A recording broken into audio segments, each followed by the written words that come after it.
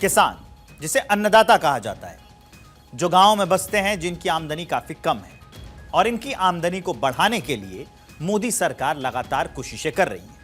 किसानों को लेकर कई सारे स्कीम्स शुरू किए गए हैं। बजट में भी किसानों को कई सारी सौगातें दी गई हैं।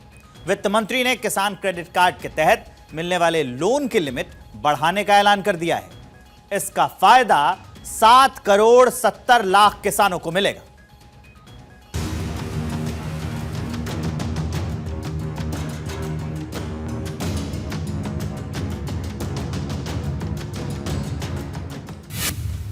किसानों को बजट का बूस्टर। मोदी 3.0 में सबका ध्यान, नहीं हुआ कोई निराश। मोदी 3.0 का दूसरा बजट, विकसित भारत का संकल्प। मौका कोई हो, प्रधानमंत्री नरेंद्र मोदी अन्नदाता के लिए पूरे दिल से सोचते हैं, क्योंकि भारत की अर्थव्यवस्था में खेती किसानी बैकबोन है।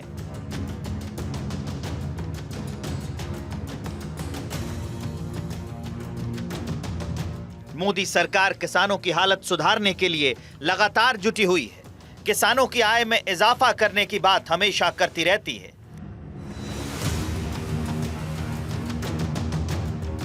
ऐसे में अपने 8वें बजट में वित्त मंत्री निर्मला सीतारमण ने देश के किसानों के लिए कई ऐलान किए। प्राइम मिनिस्टर धन धान्य कृषि योजना, developing agri districts program. Motivated by the success of the aspirational district program, our government will undertake a Prime Minister Dhan Dhanya Krishi Yojana in partnership with states. Through the convergence of existing schemes and specialized measures, the program will cover 100 districts with low productivity, moderate crop intensity, and below average credit parameters. It aims to 1. Enhance agricultural productivity. Modi सरकार के budget से किसानों को काफी उम्मीदें थी और उन उम्मीद पर वित्त मंत्री सही साबित हो रही हैं, क्योंकि अन्नदाताओं के लिए निर्मला सीतारमण ने खासा ध्यान रखा और किसानों को कई सौगातें दी।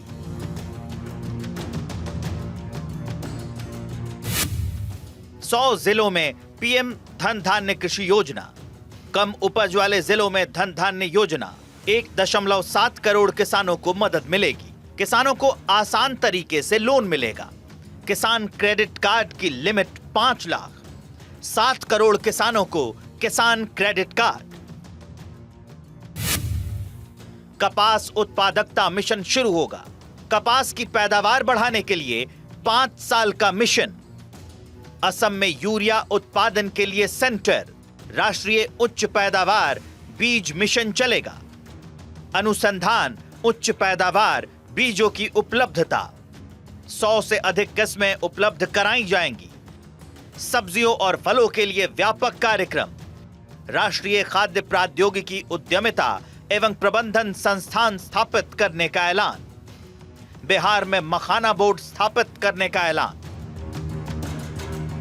किसानों को सौगात मिलने पर कृषि मंत्री ने खुशी जाहिर की और कहा कि मोदी सरकार में अन्नदाताओं पर पूरा ध्यान दिया जाता है।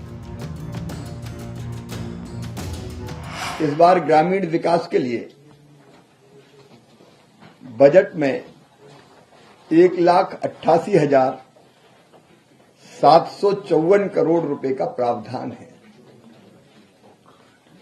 इसके पहले 1,77,000 करोड़ का बजट था।